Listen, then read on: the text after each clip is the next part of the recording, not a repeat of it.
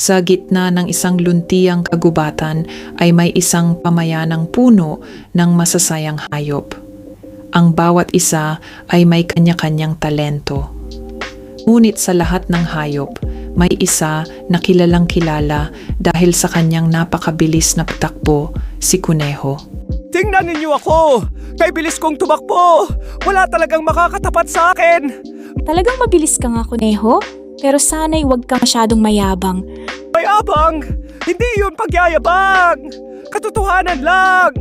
Kung may karera rito, siguradong ako agad ang panalo! Narito na si Pagong. Naku, Pagong! Bakit parang napakatagal mong maglakad? Ganito talaga ang aking paglalakad.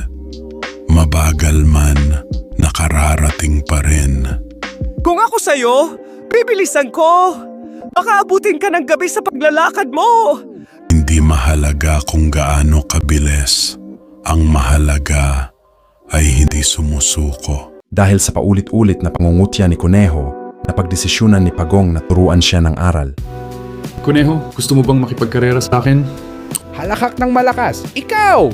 Makikipagkarera sa akin. Oo, hindi mahalaga kung sino ang mabilis. Ang mahalaga ay marunong magsikap. Sige! Tatanggapin ko ang hamon mo para makita ng lahat kung gaano kita kabilis matatalo. Bilang hari ng kagubatan, pinapayagan ko ang karerang ito. Agang nagising ang lahat ng hayop dahil sabik silang mapanood ang kakaibang karera. Ako ang magiging tagapagsimula ng karera. Ang unang makarating sa malaking puno ang siyang panalo. Gong, baka gusto mo nang umatras. Hindi ako natatakot, sumubok. Handa na ba kayo?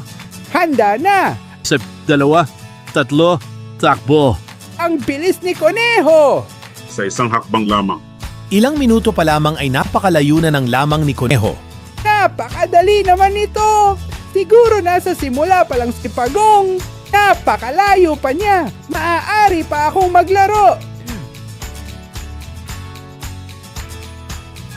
Kuneho, huwag kang kampante. Huwag kang mag-alala. Kahit matulog pa ako rito, hindi ako matatalo. Magpapahinga lang ako sandali. Habang mahimbing na natutulog si Kuneho, patuloy naman sa paglalakad si Pagong. Nakakapagod, pero kailangan kong magpatuloy. Pagong, gusto mo bang magpahinga muna? Hindi. Kapag tumigil ako, hindi ako makararating. Dumaan si Pagong sa maputik na daan, sa mabatong lugar, at sa matarik na bahagi ng kagubatan. Hindi ako susuko. Ang sipag ni Pagong. Kahit mabagal siya, tutuloy naman. Ikab, siguro'y malayo pa rin si Pagong. Ano? Malapit na siya sa finish line. Hindi maaari. Ako ang pinakamabilis. Panalo si Pagong, palakpakan at hiyawan. Mabuhay si Pagong. Natalo ako. Hindi sapat ang talento kung walang disiplina at pagpapakumbaba. Tawad Pagong. Naging mayabang ako. Ayos lang iyon, kaibigan. Ang mahalaga ay natuto tayo. Mula noon, nagbago si Kuneho. Hindi na siya nagyayabang at natuto siyang igalang ang kakayahan ng iba. Pagong, sabay tayong mamalakad. Salamat, kaibigan. Mas masaya talaga kapag nagkaisa. At mula noon, naging inspirasyon si Pagong sa buong kagubatan. Ipinakita niyang hindi hadlang ang pagiging mabagal basta't may tiyaga, sipag at determinasyon. Samantalang si Kuneho naman ay natutong maging mapagkumbaba at mabuting kaibigan. At namuhay silang lahat ng masaya sa kagubatan. Ang taong matiyaga, masipag at mapagpakumbaba ay nagtatagumpay sa huli.